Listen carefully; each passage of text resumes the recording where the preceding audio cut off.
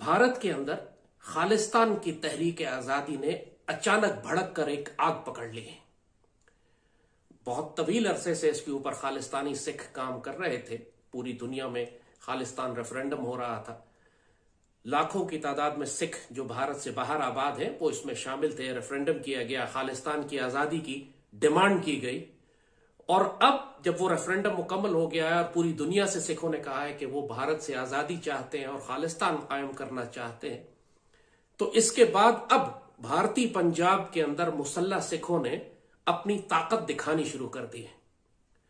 और पूरी भारत की रियासत में, खासतौर पर ये मोदी की हुकूमत में और हिंदुत्व ज़ायनिस्ट के अंदर एक दहशत है। आप महसूस कर सकते हैं कि वो एक खौफ के आलम में है कि ये क्या हो रहा है, क्योंकि इसका एक माजी है।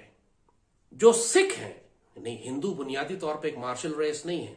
इनमें बहुत थोड़े लोग हैं कि जो मार्शल हुआ करते थे। ज्यादातर तो ये दालखोर, घासखोर हैं।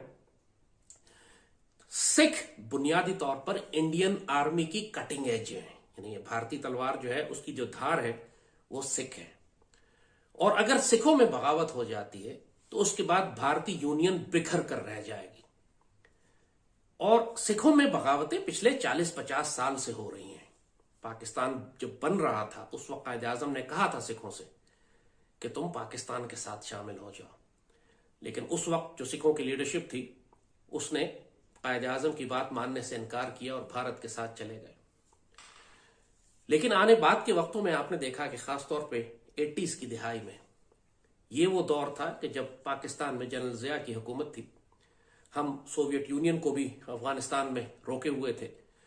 और उससे पहले चूंकि भारत मशरकी पाकिस्तान को तोड़ चुका था, तो भारत में मौजूद सिखों की तहरीक आजादी को पाकिस्तान की पूरी हिमायत हासिल थी।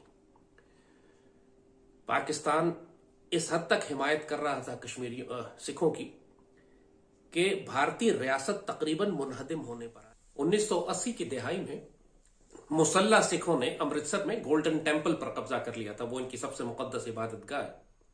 और भारतीय फौज ने एक बहुत बड़ा ऑपरेशन किया था सिखों के खिलाफ, जिसके नतीजे में हजारों सिख मारे भी गए थे।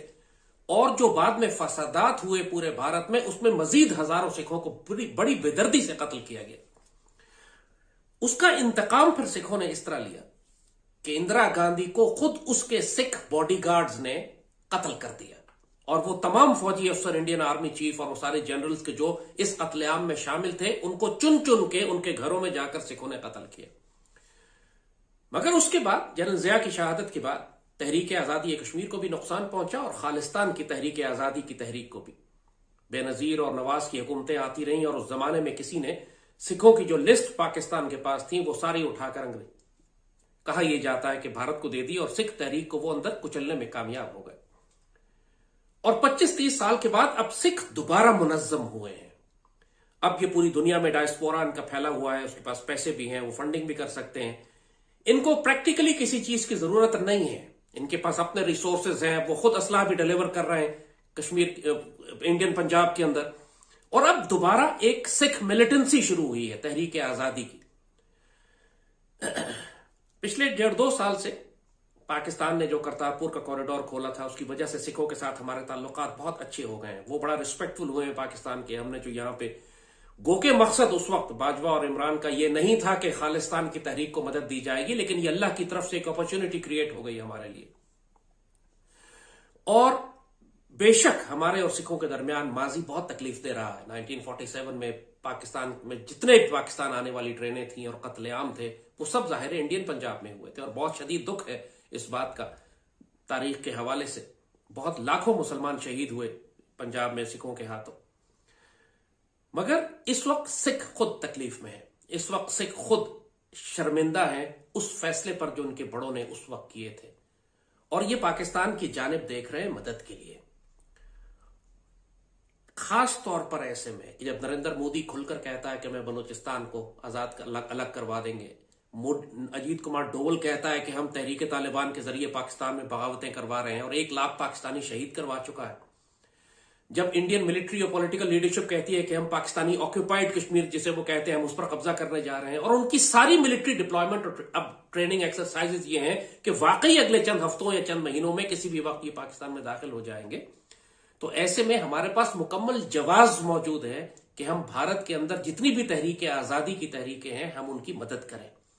تحریک آزادی کشمیر کو اس وقت دوبارہ بھڑکانا بہت مشکل ہے، لیکن سکھ ایک مارشل ریس ہے، منظم ہو رہے ہیں، ہو چکے ہیں، اور یہ وہ وقت ہے کہ جب پاکستان کو پوری قوت کے ساتھ ان کی مدد کرنی چاہیے. یہی وہ ایک ریلیشن شپ ہے انڈیا کے ساتھ، یہ وہ زبان ہے جو بھارت سمجھتا ہے. آپ اس کے ساتھ پیار محبت کی باتیں کر کے دیکھ چکے ہیں، اس کو کوئی فرق نہیں پڑتا. وہ ہمیں بلیڈ کرے گا، وہ جیسے کہ if we burn you'll burn with us.